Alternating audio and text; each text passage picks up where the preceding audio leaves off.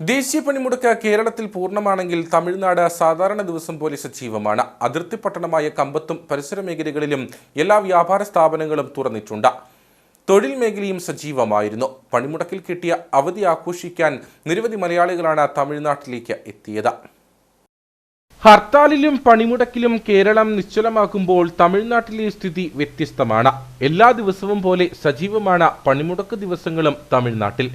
ദേശീയ പണിമുടക്കെന്ന ആഹ്വാനമുണ്ടെങ്കിലും സ്ഥാപനങ്ങൾ അടയ്ക്കുകയോ തൊഴിൽ തടസ്സപ്പെടുകയോ ഗതാഗതം നിശ്ചലമാവുകയോ ഇല്ല.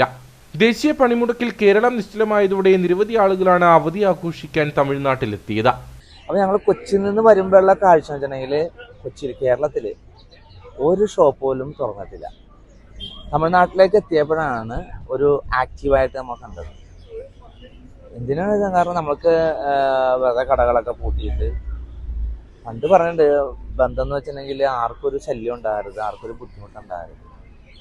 ബന്ധ് ഞാൻ പറഞ്ഞു കേട്ടേക്കണെന്ന് വെച്ചിട്ടുണ്ടെങ്കിൽ ഇപ്പോൾ യൂറോപ്പിലൊക്കെ അറിയാം, അവർ ബന്ധം എങ്ങനെ വെച്ചിട്ടുണ്ടെങ്കിൽ അവരുടെ ഫാക്ടറി ഒന്നും മുടക്കൂല. അവർ ഇപ്പോൾ ചെരുപ്പുണ്ടാക്കുന്ന കമ്പനിയാണെന്നുണ്ടെങ്കിൽ അവർ ആ ചെരുപ്പിൻ്റെ ഒരു സൈഡിൽ ലെഫ്റ്റോ റൈറ്റോ ഏതെങ്കിലും ഒരു സൈഡിൽ ആ ചെരുപ്പുണ്ടല്ലോ, അതവർ 1000 ഒരു ദിവസം അവർക്ക് പ്രൊഡക്ഷൻ ഉണ്ടെങ്കിൽ അവരത് 2000-3000 വെക്കും.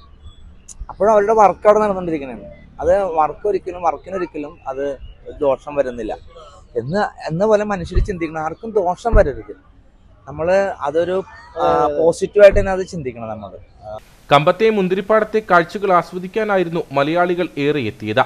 മുന്തിരിപ്പാടവും സന്ദർശിച്ച് സമീപ മേഖലകളിലൂടെ ഒരു റോഡ് ട്രിപ്പും നടത്തി തമിഴ്നാടൻ ഭക്ഷണവും ആസ്വദിച്ചാണ് അതിർത്തി കടന്നെത്തിയ മലയാളികളുടെ മടക്കം.